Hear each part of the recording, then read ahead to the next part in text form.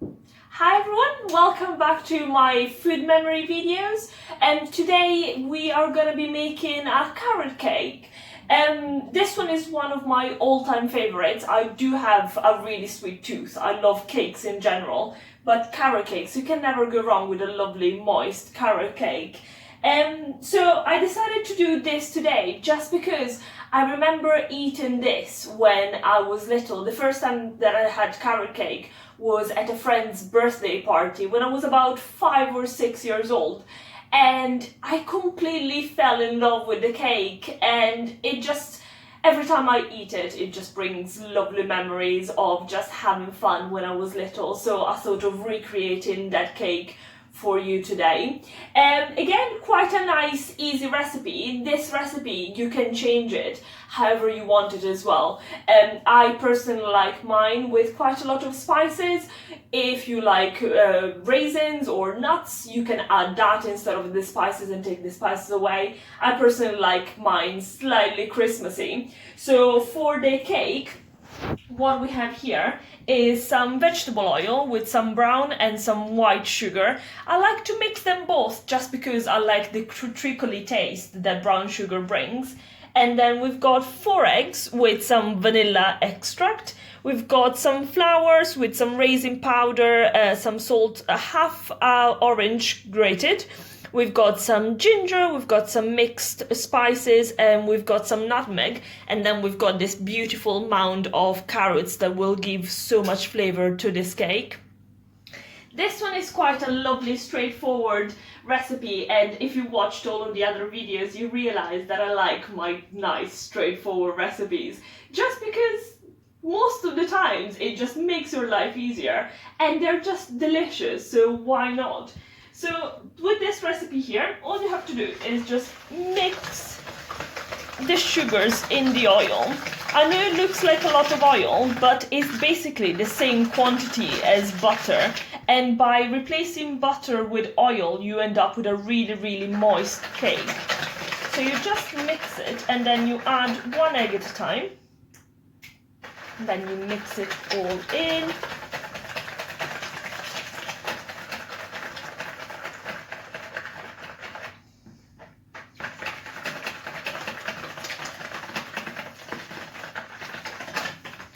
You can see the consistency is changing already, it's completely different. And then keep adding 1 egg at a time. And the little bit of vanilla will bring out the flavor. Most of the times I don't really like to use vanilla as a flavor, so anything vanilla flavors is not really my cup of tea, but I do use it just because it does bring out all of the other flavors. And I really, really enjoy it. And then after that, you pop all of the flowers in and all of the dry ingredients. A nice cloud of flour. And then a little bit more gently, you fold everything in. You can see there's some lumps of flowers, but that's not an issue at all. They will break up in the oven as soon as it starts baking. And it's starting to smell already. It's so, so lovely. And all of the spices, you can smell all of the spices. It's slightly Christmassy in here. And then we just have to fold the carrots in. So all of the carrots just go in all at once. With a nice spatula, just fold them in. Just because you don't want to break them up and introduce too much liquid in the cake. So as soon as they're in the batter, we'll just pop it in a tin, and in the oven it goes. There we go. So just like that, everything is incorporated, and then we are gonna put it in an 8-inch tin. Ideally, you would use 2 tins, sorry. Same as the coffee walnut cake that I made the other week for you guys, but I only have 1 tin, so it will do the job just fine. It will just take a little bit longer to bake, and then it should definitely quite happily fit all in. it will be quite a ginormous cake. But what's the point of making a small cake when you can have a really, really big cake? There you go. Because the batter is quite loose, it will flatten itself. So all you have to do is just pop it in the oven for about 45 minutes to an hour at 170 degrees, and then skewer it when we think it's ready, and then make sure that it's lovely and ready before we take it out. So in the oven it goes, and there you go. Easiest cake ever. So whilst we wait for the cake to bake, we can crack on with the cream cheese frosting. I don't think you should be allowed to have carrot cake without cream cheese frosting. The cake is quite sweet and quite rich, whereas the frosting is quite lovely and fresh, and it just balances each other out. Just to bring out even more freshness, we are gonna add a little bit of orange zest into it. I've already added some orange zest in the cake, but I think it's lovely in the cream cheese as well. And I think that carrot and orange goes so well together. The two are just perfect. Sometimes even when I roast carrots for like a nice Sunday roast, I put a little bit of orange zest into them, just to bring out some of the freshness and some of the sweetness into it. The recipe for the buttercream is really quite easy. So I've got 1 part butter in the machine with the orange zest, 1 part cream cheese and 2 part icing sugar.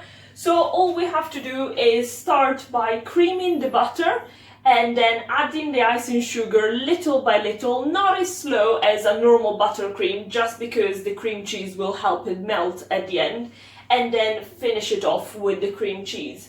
So I'm gonna start it off and really quite slowly. And this is just to make the butter lovely and fluffy before we add the cheese.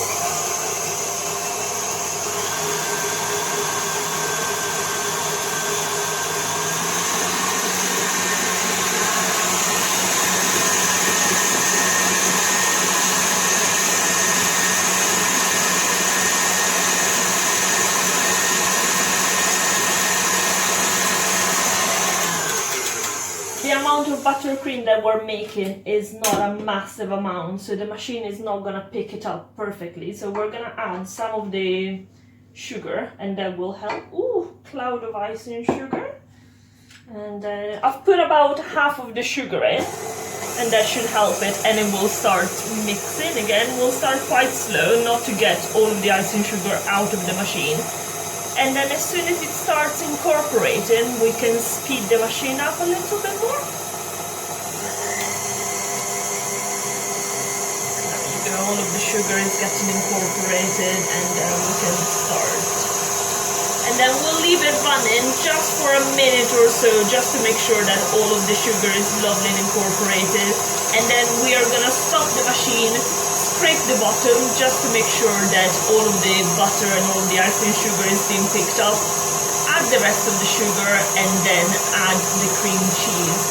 So we'll go a little bit faster.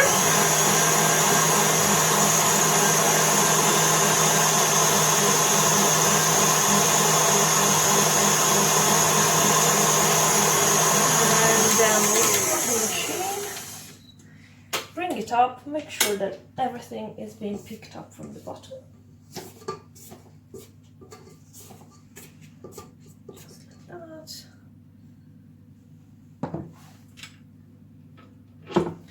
Incorporate the rest before we put the rest of the icing sugar.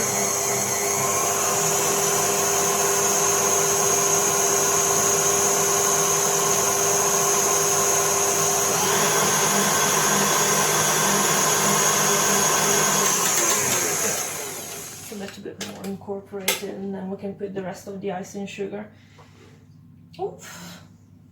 Again, the buttercream, you can personalize as much as you want. Sometimes adding all of the citruses zest into it instead of just orange is quite lovely. So in some of the cafes that I worked in, I used to put the zest of 1 lemon, the zest of 1 lime, the zest of 1 orange.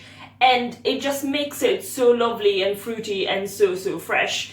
Or you can just avoid all of the zest altogether and just have it with the butter, the sugar and the cream cheese, because the cream cheese is tangy enough and it will do the job. I just like to add an extra taste to the cake. So again, we'll start quite slow so the sugar doesn't all go out of the machine. And then when it starts getting incorporated, we can go a little bit faster.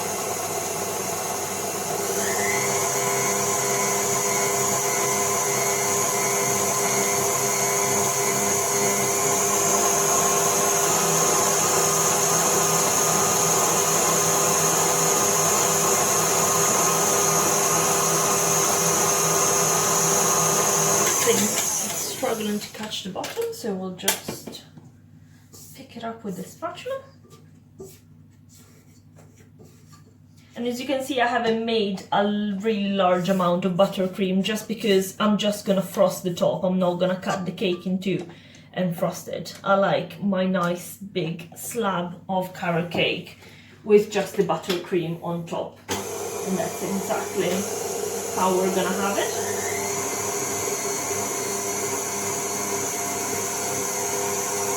We're going to go really fast to make sure everything is lovely and incorporated and the sugar is melted so you don't get like a grainy taste. And then in a couple of minutes we can add the cream cheese. So the ice and sugar has been mixing in the butter for a couple of minutes, and now we are going to introduce the cream cheese to the frosting.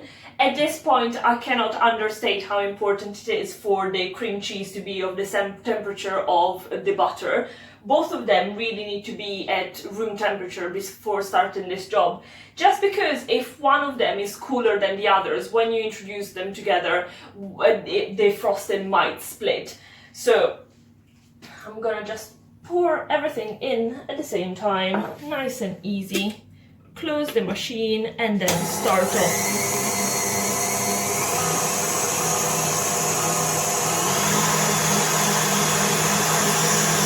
Doesn't take that much time at this point for them to mix together, so I'm just gonna make sure that everything is being mixed in just by scraping the bottom with the spatula, and then a couple of seconds of mixing and that's the cream cheese frosting.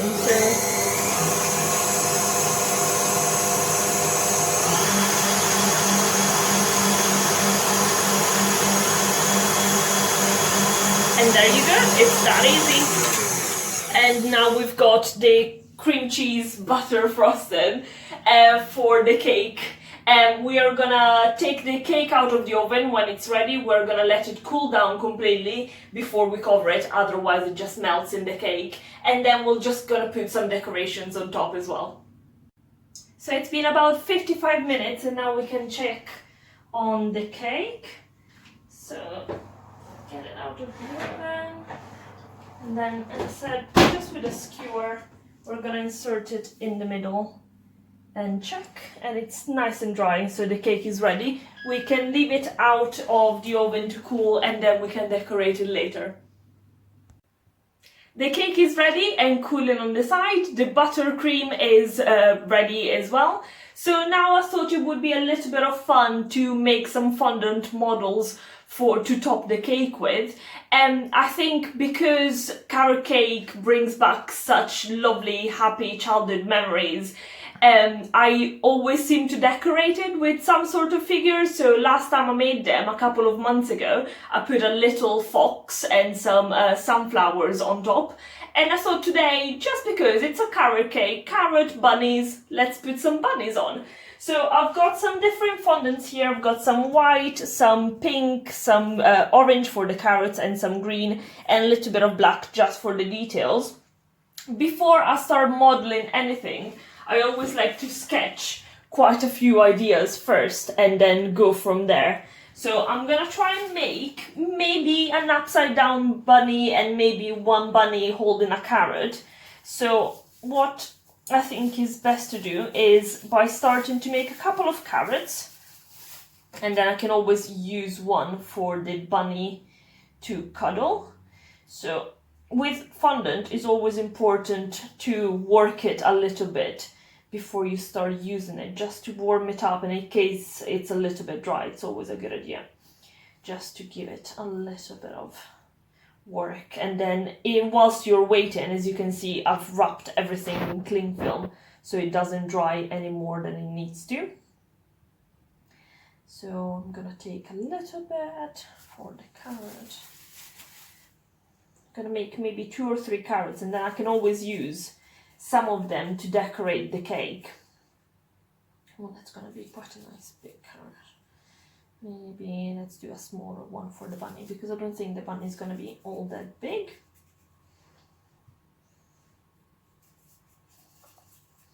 I haven't done that many decorations in fondants before, so I always find it quite fun to do things like this.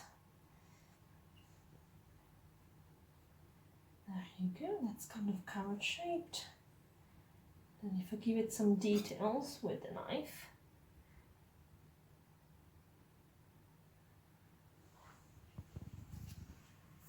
and then I'm gonna make a couple more of them, and then we're gonna decorate it with some green on the leaf. So we'll make maybe a couple more carrots.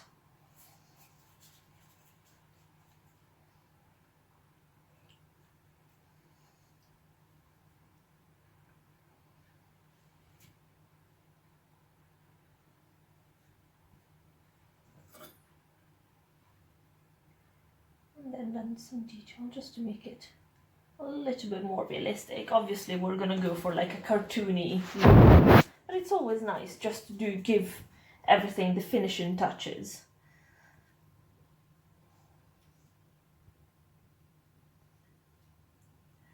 There we go.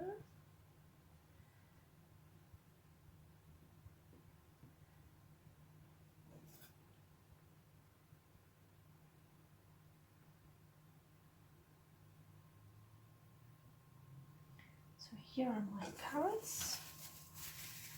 I'm gonna cover the orange and start with the green. Now I need to figure out how I'm gonna do the fluff on top of the carrot. I think that maybe, let's see how this idea works out. And if it doesn't work out, the beauty of fondant is that you can always just mush it back, and then you can start working with it again. So it's not a problem, even if things are not perfect or if they didn't work out exactly how you wanted them, because there's always ways of making it work again. And then we can take the tool and just make some little indentations, like long indentations, just to make it look like it's a bit of the fluff.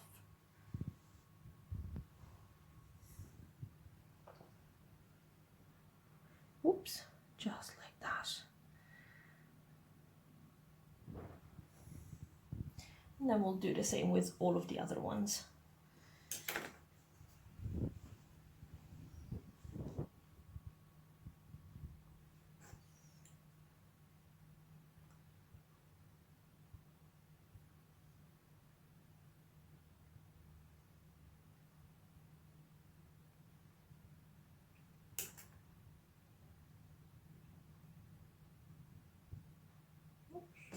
This one working out as well. There we go.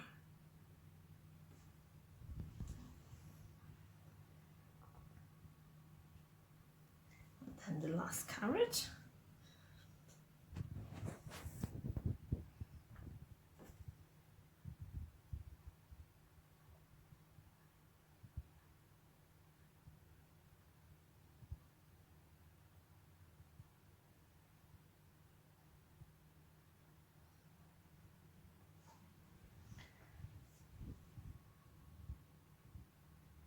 Then you can always give more details at the end as well, or like shape them a little bit differently if you wanted to.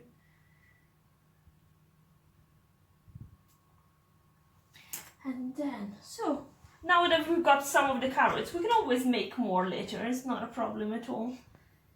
but I'm thinking of just trying a couple first, just so they're ready whenever the bunny is ready. And then whilst the figures are waiting to be used, it's always a good idea just to rest them on some icing sugar so they don't stick to the surface. So I've got a film, some cling film here with some icing sugar, and I'm gonna pop all of the figures there whilst we wait.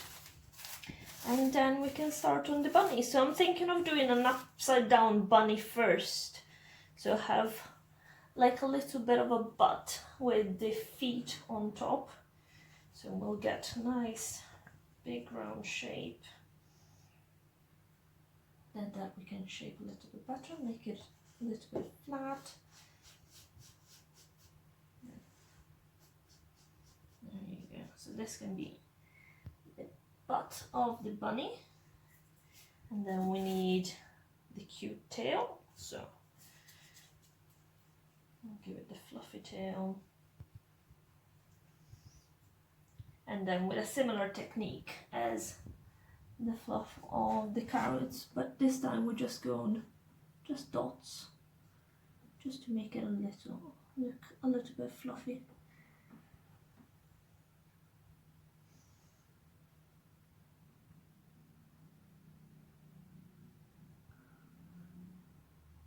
If you had a straw or anything similar to that, that would look quite beautiful. But at the moment we only have this tool. But I think it works quite well, it just makes it look quite fluffy, doesn't it? And then we can do the paws. So for the paws we'll just get 2 round shapes. And we need to flatten a little bit, so we'll use this side for them.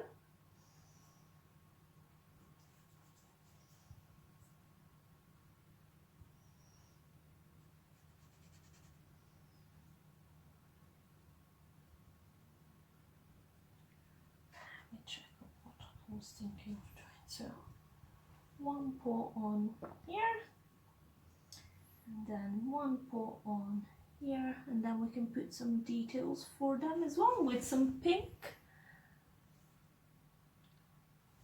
So we'll wrap the white,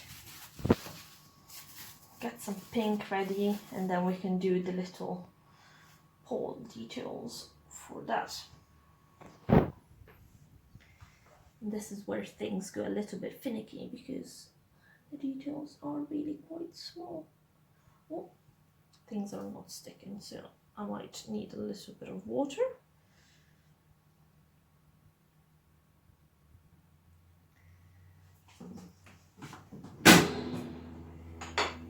So I'll get a little bit of water.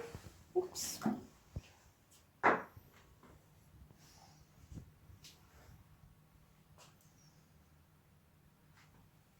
That should make it just a little bit easier. There we go, for things to stick.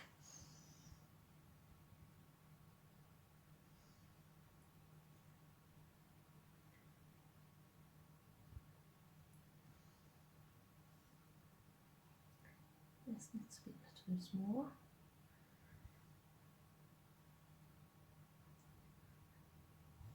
And now the big back of the paw. Just like that. On here. And then the same on the other one, of course. So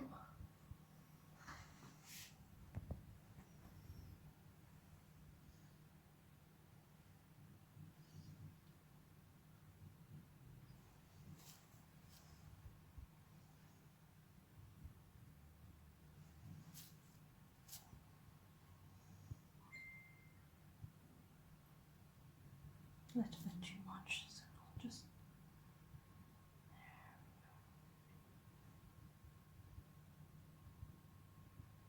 there you go. So that's one of the rabbits and some of the carrots. Now I'm gonna do the second rabbit and I'll catch up with you guys in a minute. So I've made the second bunny and a few more carrots, and now all we have to do is just wait for the cake to cool completely and then we can decorate it. It's been a couple of hours and the cake is finally completely cooled. So now we can do the fun part of baking cakes and decorating it. So I've got the cake here, the cream cheese frosting, the little bunnies with the carrots that I made earlier, and I picked some thyme from our garden as well. And they've got like these really beautiful purple flowers, so I thought it would be a nice addition to the cake.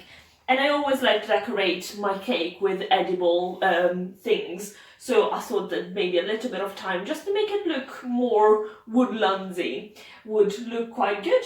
So what we can do now is just scoop up all of the icing. It's quite soft, but quite delicious as well. And then we pick up my trusty paint palette from last week. We just move the icing everywhere. It really doesn't have to be perfect at all. This cake is supposed to be a little bit of fun, so the perfection really isn't my priority here. I have a little bit more icing. I might put the rest on just because it's delicious and it complements the cake so much. And you cannot have carrot cake without a nice big quantity of cheese cream. There we go. Make sure it's all nicely evenly spread.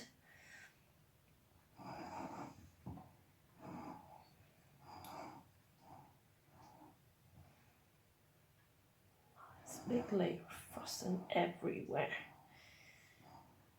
Lovely. And now we can start putting the decorations, the fondant decorations that we made earlier. So let me see. I think I'm gonna put this little bunny just over here, just like that. It might fall into the frosting, but it doesn't really matter.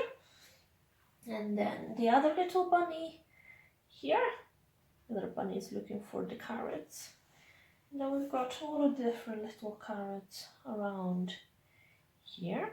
We're going to put them everywhere.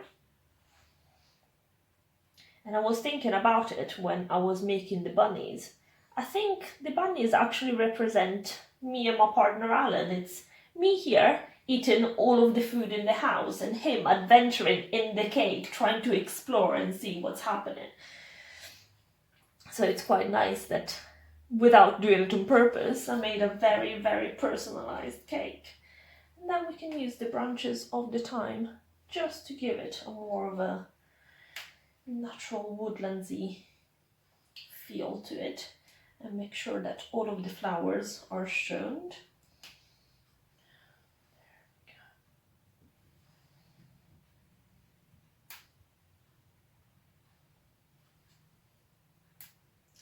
A little bit more, but it's always important to not overdo with the decoration. So you want a little bit of decoration, but you don't want that to take your eye away from the actual cake itself. So I'll make sure I'll pick up all of the branches with the flowers. And then we put a couple of branches at the back, here, and here. So there you go. This is my take on a carrot cake. A cake that I first fell in love with when I was about 5 years old. A cake that I made very in very different ways in all of the places that I worked in as a pastry chef. And a cake that I thoroughly enjoy and brings me all warm fuzzy feelings. And a cake that I can enjoy decorating and be a little bit silly with. I hope you've enjoyed it.